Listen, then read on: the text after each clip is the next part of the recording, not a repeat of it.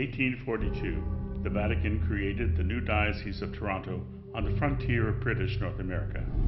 In 1844, the first Bishop of Toronto, Michael Power, purchased with his own savings some land for a Catholic cathedral. It was located on the edge of an unbroken forest, 3 miles from the center of the city at King and Front Streets. At the time, many questioned the remote location, but within 40 years, the selection of this site proved prophetic as the growth of the city advanced around the cathedral and beyond it. The first building on the cathedral site was the Bishop's Palace, just north of the present cathedral. It was completed in 1846. Construction on the cathedral began the following year. The architect for the new cathedral was William Thomas, who is ranked among the leading 19th century ecclesiastical architects of Canada, with 30-some churches to his credit, 2 in England, 12 in Toronto, and the rest scattered across the country from London to Halifax. His use of the English decorated Gothic Revival style was noted by historian R.H. Hubbard as our country's first national expression in architecture, and he is credited as bringing about an architectural unity to Toronto's religious denominations, as one by one they chose the Gothic Revival style for their places of worship. The Tower of St. Michael's Cathedral has its own significant historical background. As a joint venture with the City of Toronto and the Archdiocese to commemorate the Confederation of Canada, a design contest was initiated and won by Gundry and Langley. Upon completion in 1868, it was the tallest building in Ontario and helped guide ships into Toronto Harbour. St. Michael's Cathedral in Toronto was the first church in Canada to have all the interior and exterior elements identified with the decorated Gothic Revival style. The design is rather simple in plan, utilizing a cruciform configuration. The scale of the interiors, the height and width of the nave interior, and the height of the tower on the exterior immediately made St. Michael's Cathedral an icon in the urban landscape of 1848 Toronto. Monumental in scale, but financed from a modest budget, the cathedral uses brick masonry in combination with highly decorated sandstone on the exterior and plaster rendered on the interior to look like the great stone Gothic cathedrals of Europe. Of all the 30 churches William Thomas designed, only a handful have all these elements in perfect harmony. St. Michael's is considered one of the best examples of his work in this style. The building of St. Michael's Cathedral was an immense financial undertaking and involved not only the prominent businessmen of the day, but also included a movement from the grassroots. People had such a strong commitment to this project that they went to the brickyards and literally bought the bricks and donated them to the cathedral's construction. Much of the funding for the construction of the cathedral came from the poor Irish immigrants who gave what they could in monthly penny drives that were held to help pay the debt. The building of the cathedral also had help from other Christian denominations. A great communal initiative was undertaken in the digging of the foundations for the cathedral. 200 workers from around the city labored for free, excavating nearly 40,000 cubic yards of soil in 1 week. At the end of the week, in appreciation, Bishop Power had an ox roasted for the workers, and many people from the city joined in celebrating this momentous beginning. On May 8, 1845, the bishop blessed the cornerstone of his new cathedral. Unfortunately, he did not live to see its completion. He died of typhus in 1847 and is buried in a crypt directly below the present altar of the cathedral. On September 29, 1848, on the Feast of St. Michael, Bishop Ignace Bourget of Montreal blessed the cathedral. Constructed with the entrance at the west end and the sanctuary to the east, the main focus of the cathedral is on the grand facade, which forms the tower and spire. Although included in the original design by William Thomas, the tower was not added until 1867.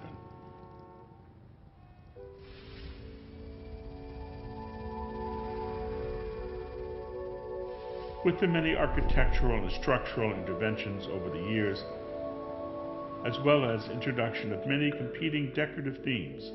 St. Michael's Cathedral had lost the original simplicity of the decorative Gothic Revival style. In the 1990s, we began to research and develop the present scheme, which seeks to uncover the hidden beauty of this cathedral and return it to the visual landmark that Bishop Power intended it to be. It's a spiritual center for a community of almost 2 million Catholics in this Archdiocese of Toronto. It's the place to which representatives of that community come on great occasions. The Chrism Mass, when people from the different parishes come, on various other great occasions in the life of the cathedral, of the Archdiocese of Toronto, or of the Church beyond. It is when the Pope comes to Canada, he comes to St. Michael's Cathedral. This is the center to which we gather around it, and it strengthens our whole life of faith. So everybody has an idea of what they think their cathedral should be, and I'm trying to mesh all that together in a cohesive form so that when you come into this place, immediately, like I did, you get an instant connection. And that's really what we're shooting for, and I think that's what the Cardinal wants. We're not looking for a huge, beautifully decorated, embellished, gold leaf everywhere kind of cathedral. We're looking for a place where you come into it, you see the splendor of what God offers in your life. And then you can take that in and say, yeah, I can take this from here out into the world around me. Communities are not made up of bricks and mortar, they're made up of people, but people need focal points. And in any community, for it to be alive, there is a place that people come. It's vital that the cathedral be a sign that points beyond itself. A lot of what we do in our life is a sign that points beyond ourselves, points to God. So this is a major center, really, in our city and in our country, really. The St. Michael's Cathedral Master Plan for Renewal consists of 8 separate and discrete scopes of work. First, the Crypt Chapel. Our plans include the dignification of the crypt area, which consists of building new crypts and reworking some of the existing ones for the 67 people interred there. People like Dr. John King, a distinguished professor of medicine at the University of Toronto, and John Elmsley, who took on a leading role in the politics of Upper Canada. Sir Charles Chichester, a lieutenant colonel of the 81st Regiment, also resides here. We will also create a special memorial space where Bishop Michael Power's crypt is located, and for the 3 Sisters of Loretto, who came from Ireland for the first religious congregation of women invited by Bishop Power to help institute a school here. All the people buried below the cathedral not only represent chapters in the story of our faith, but also contributed to the first schools, hospitals, and orphanages that cared for the growing immigrant population of the city. Through them, the history of the cathedral is intimately connected to the history of Toronto. Their faith and devotion helped St. Michael's Cathedral to become a spiritual beacon of the community. When restoration began on the cathedral, one of the primary objectives was to create a fully furnished basement, including a more dignified crypt for these devoted people. The first step requires masons to carefully remove and preserve the headstones of the existing crypts so they can be reinstalled on the new ones.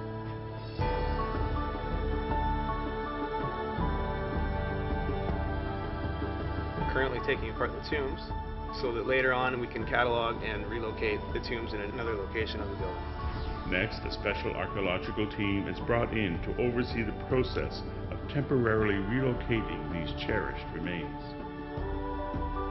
Extreme care is given to each casket as it is moved into an interim resting place. After every casket is cataloged and secured, the construction team mobilizes and begins an impressive engineering feat. We're going to make it about 2 inches. Okay. The reason why we cannot go with an embed grout, the grout is 2 inches thick. They begin by constructing a support system for this massive 168-year-old structure that will enable them to dig below the cathedral's existing foundations to create a basement with 12-foot ceilings. Forms are built, anchors are tightened, and the concrete is poured. After many hours of hard, complex work, the cathedral has new perimeter walls supporting her old bones. With the new basement height established, the perimeter benching starts to take shape.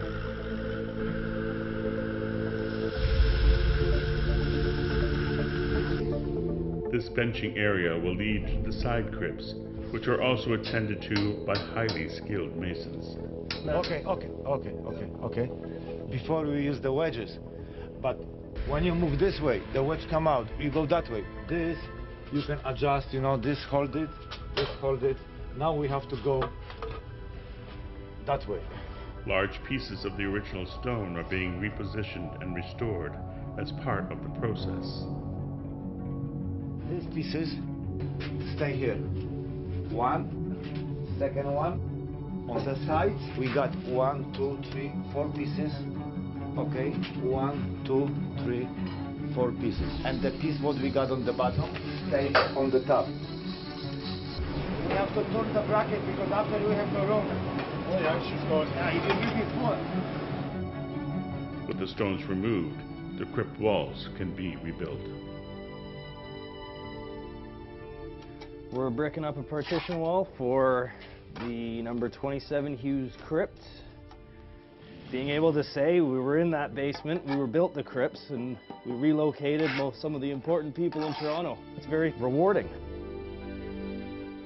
Focus now shifts to the main basement area and the construction of the new crypts for the displaced remains. Other than the brightly colored safety vests being worn, this process is the same as it would have been during the original construction. It begins with construction of the wooden form. It's just been made of 2x4, and then this masonite, which is a bendy sort of wood, you can just flex it over the arch end, you know. This is where I have spaced out the brickwork joints. Each one of them is a brick, that's the joint. Brick, joint, brick, joint. I've also marked whether it's going to be a stretcher or a header. Keep the bed joint back, set the brick on, and then the mortar stays back at a ½ inch. As with anything hand-built, it is meticulous, painstaking, and highly skilled work. And then once we pull out the template, the boys go in and point it all up. See what they're doing there now.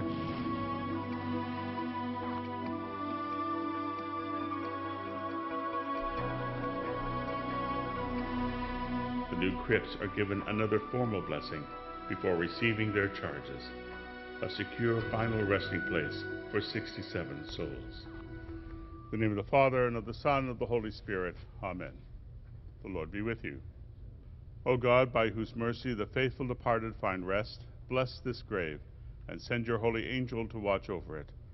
As we bury here the bodies of our brothers and sisters, deliver their souls from every bondage of sin, that they may rejoice in you forever with your saints. We ask this through Christ our Lord.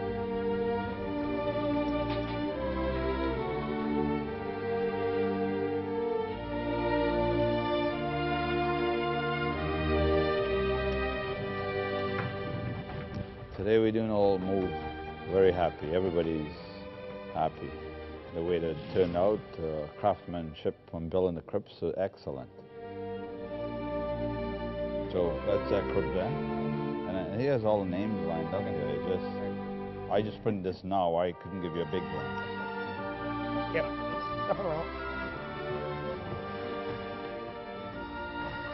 So my name's David Robertson. I work for Archaeological Services, and we've been working with the Cathedral, the diocese, for the last 4 or 5 years. As part of the whole creation of the crypt chapel, we removed the bodies from the crypts that were being demolished because they were in such bad shape, and we've been transferring them to the new crypts as they're being built.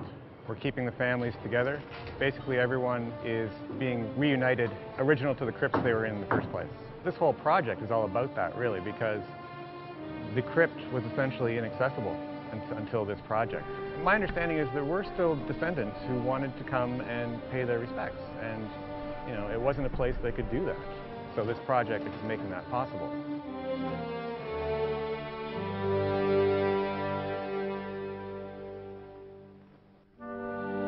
There was a very small 4-foot crawl space down there.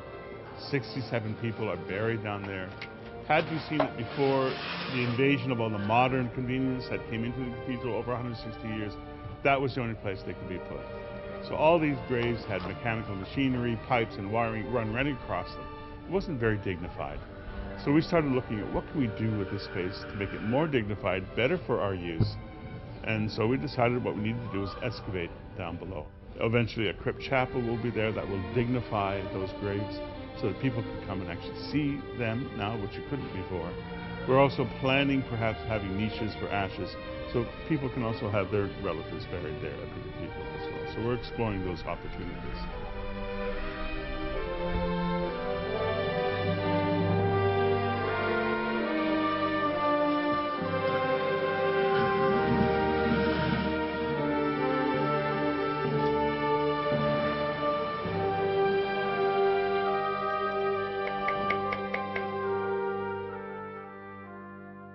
With the sealing of the crypts, replacement of the original headstones and markers will ensure a proper, dignified setting where the descendants of these founding families and the current faithful members of the cathedral can pay their respects.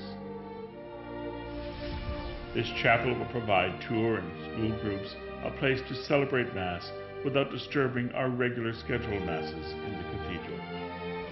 It can also be used for overflow at large cathedral celebrations, such as Christmas and Easter. The foyer of this chapel has a tiered area where groups can be addressed, or to stage art or other exhibitions. The new washrooms for the cathedral will also be found in this area. Second, the narthex. Rehabilitation of the narthex, including the insertion of stairs and elevator from the crypt to the new balcony. Third, the balcony. The original 1880 Warren organ and the gallery were removed to make way for a new expanded balcony which seats 260 people and a new Cassavant organ. 4. The nave. New decorative paint scheme for the nave ceiling, clerestory pillars, and the walls. This redecoration scheme captures and completes the decorative theme that was begun in 1995. It is true to the English Gothic Revival philosophy of William Thomas's original design, which unfortunately, due to the death of the first bishop, Michael Power, was never properly instituted. The present work also includes new light fixtures, CCTV cameras for security and for broadcasting, new marble niches for statuary and candles. 5. Transepts. Creation of 2 new rose stained glass windows, niches for statuary and candles, emergency exit doors with bronze reliefs depicting the mysteries of the Rosary.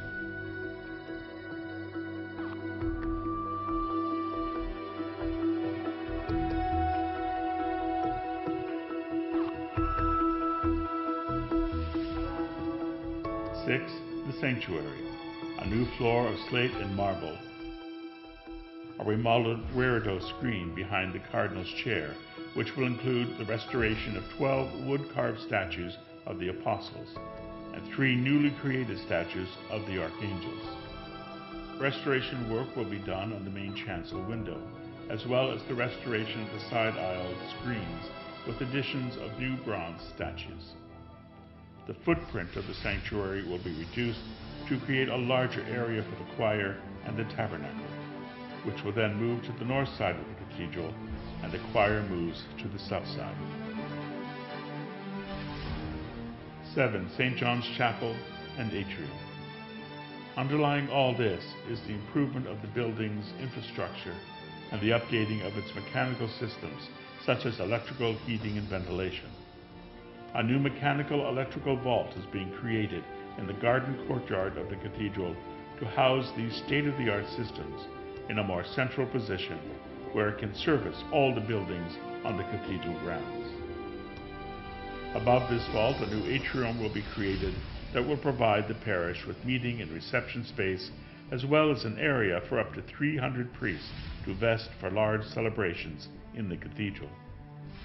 St. John's Chapel will be renovated to serve the needs of the parish and the Ryerson Catholic Chaplaincy.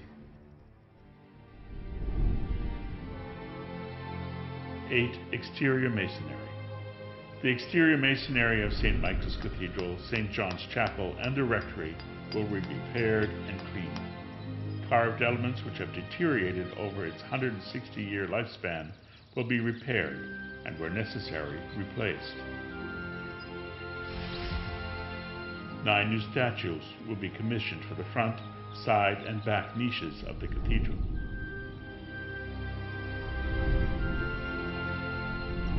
All windows will be repaired, and new windows will replace the ones in the rectory. We will undertake repairs to the roof of the cathedral, as well as replace the chapel roof and rectory roof. The front facade and tower work has been completed, and we are currently at work on the north, south, and east sides of the cathedral. 166 years ago, Bishop Power made a commitment to building this cathedral. He saw it as a beacon of hope and faith for the people of this city. His commitment to the people of Toronto was sealed when he gave his own life caring for the poor Irish immigrants suffering in the fever sheds along the lakeshore. St. Michael's Cathedral was built by a combination of great leadership and the sacrifice of ordinary, faithful people. It continues to open its doors to the poor in body and spirit. It brings beauty to those who have so little in their lives. It offers a safe and welcoming refuge for those who are lost, and a quiet place of contemplation for those facing life's many trials. It continues to teach and inspire others to reach out beyond their own needs, to satisfy the needs of others. Ryerson Catholic Chaplaincy has found its home here at the cathedral, in the newly renovated wing of the rectory that was once used as the residence for the cathedral sacristan and his family. This restoration weaves our past and present history together into a rich tapestry whose future story we will shape as surely as we shape the stones upon which this cathedral is built. We are working very hard to ensure that this cathedral remains the beacon of hope Bishop Power envisioned, and that its continuing presence will call forward new leaders from our midst, lay people, priests, and bishops who will give direction to our city's dreams and hopes.